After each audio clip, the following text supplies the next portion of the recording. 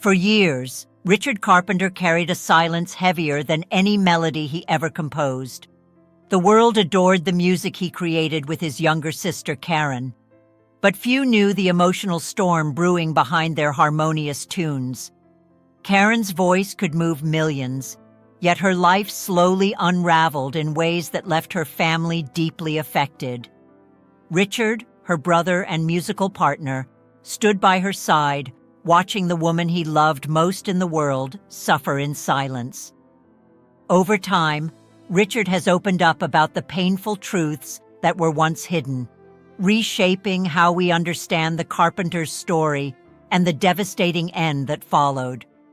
Their childhood shadows, family divides, and personal demons marked the journey that led to a tragically early end. What the world witnessed was only part of the tale, one that Richard could no longer keep locked behind the scenes. Karen's early life and family struggles. Karen Carpenter was born on March 2, 1950, in New Haven, Connecticut. Her older brother, Richard, was already seen as the prodigy of the family, showing perfect pitch at an early age. Richard's musical talent was celebrated by their mother, Agnes, who kept detailed records of his progress, often sharing his achievements with family and friends. In contrast, Karen, though a talented drummer, often felt invisible. Her mother's constant attention to Richard created a deep sense of inadequacy within Karen. When the family relocated to California in 1963, they did so with Richard's future in mind. Agnes believed Los Angeles was the key to unlocking his potential, barely acknowledging Karen's musical gifts. Karen, at just 13, struggled to fit in at Downey High School. Her East Coast accent made her feel even more isolated. Yet, it was here that Karen discovered her musical rhythm, a skill that would eventually define her. The rise of the Carpenters, early success, and strained relations. By 1965, Richard and Karen formed the Richard Carpenter Trio, which won the Hollywood Bowl Battle of the Bands in 1966. Although the group's jazz sound initially clashed with the rock era, the siblings' bond and musical potential were undeniable. Their breakthrough came when Karen casually sang "I'll Be Seeing You," and Richard realized her voice was extraordinary. In 1969, they recorded "Ticket to Ride," which led to a pivotal deal with A&M Records. The Carpenters' first album, Offering, was not an immediate hit, but demonstrated Karen's immense vocal and musical potential. The real breakthrough came in 1970, when They Long to Be Close to You soared to the top of the charts, launching them into international stardom. Despite their newfound success, Karen's insecurities only deepened. Though adored by fans for her voice, she often felt overshadowed by Richard's musical genius. This created a growing tension between the siblings, one that would only intensify as their careers progressed. The burden of fame, family tensions, and Richard's perfectionism. As the Carpenters' fame grew, so did the pressures that came with it. Richard's perfectionism, combined with their grueling work schedule, began to take its toll on Karen's physical and emotional well-being. In 1973, they performed 174 concerts, recorded a full album, and appeared in multiple television specials. For Karen, who had always been more comfortable behind the drums, being thrust into the spotlight was a constant struggle. The public and critics wanted to see her face, but Karen still felt most at ease hidden behind her drum kit. She openly admitted, "I consider myself a drummer who sings," but that identity was slowly being stripped away. Meanwhile, their mother, Agnes, continued to shower Richard with praise while dismissing Karen's role in their success. The family dynamic was fractured, and Karen began to feel like her contributions were never fully acknowledged. The hidden struggle, anorexia, and its devastating effects. By the mid-1970s, Karen's health issues could no longer be ignored. Her frail appearance during live performances caused concern among fans and media alike. But the real cause of her physical decline remained a mystery to many. Despite rumors of cancer or other illnesses, few realized that Karen was struggling with anorexia nervosa, a condition that was little understood at the time.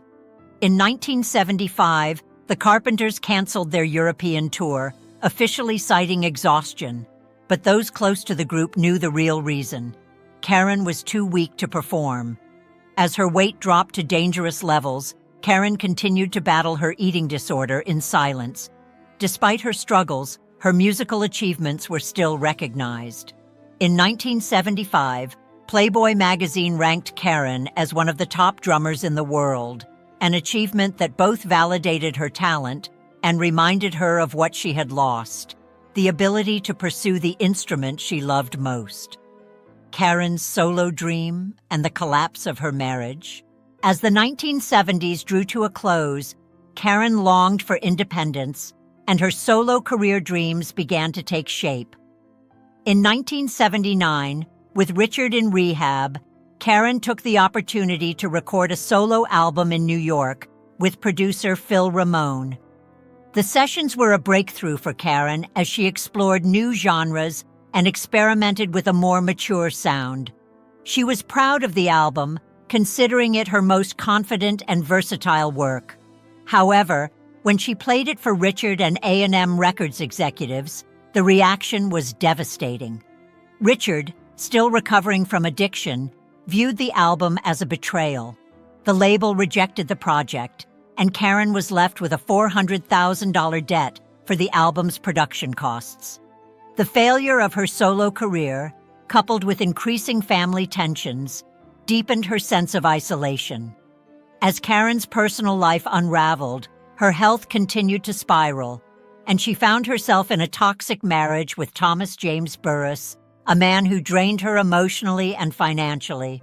The final days, love, betrayal, and unfulfilled dreams. In June 1980, Karen became engaged to Thomas Burris, a real estate developer. The whirlwind romance was marked by promises of stability and happiness, but the reality soon turned bitter. Days before their wedding, Karen discovered that Burris had undergone a vasectomy and had no intention of reversing it, shattering her dreams of having children. Her mother, Agnes, showed little empathy for Karen's pain, and the wedding proceeded despite the emotional turmoil. The marriage quickly fell apart as Burris drained Karen's finances and verbally abused her. Karen's weight continued to plummet, and she resorted to dangerous habits, including the abuse of laxatives and thyroid medication, in a desperate attempt to maintain control over her body. By 1981, Karen was consuming up to 90 laxatives a day, and her weight dropped to a shocking 77 pounds. Despite her efforts to recover, her anorexia remained a battle she couldn't win. Karen's last hope, a brief moment of joy. In the summer of 1982, Karen sought professional help for her eating disorder, and there seemed to be a glimmer of hope. She entered Lenox Hill Hospital in New York, where doctors placed her on intravenous nutrition. Within weeks, she gained 30 pounds, and friends and family began to feel optimistic about her recovery. On December 17, 1982, Karen sang Christmas carols for her godchildren, showing a rare moment of joy and connection. On January 11, 1983, Karen attended the 25th anniversary celebration of the Grammy Awards. She appeared frail, but was noticeably more vibrant than she had been in months.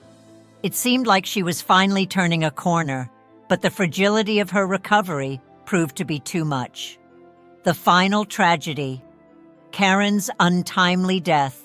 On February 1, 1983, Karen visited Richard, and they spoke about future plans for the Carpenters, even discussing the possibility of touring again. But just days later, on February 4, 1983, Karen collapsed at her parents' home in Downey. She was rushed to the hospital, but was pronounced dead at 9:51 a.m. The cause of death was heart failure, brought on by the complications of years of anorexia and related health issues. She was only 32 years old. Richard was left to carry the weight of grief and guilt, knowing that despite all their efforts, he couldn't save his sister. Karen's death marked the end of an era for the Carpenters, but her music and legacy lived on.